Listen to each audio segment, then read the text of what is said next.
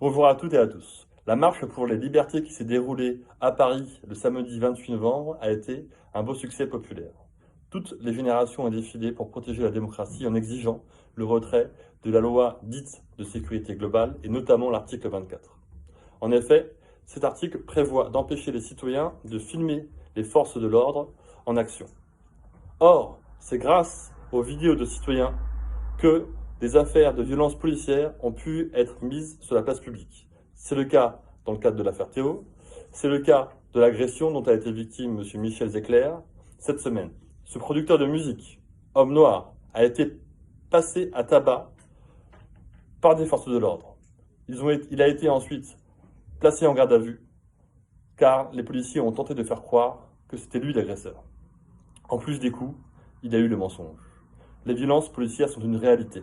Le problème, c'est qu'elles sont niées par les pouvoirs publics, dont le président de la République, M. Emmanuel Macron.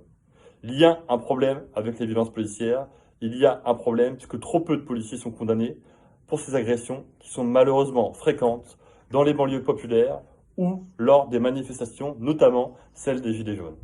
Les violences sont souvent teintées de racisme. Il y a un problème de racisme dans la police.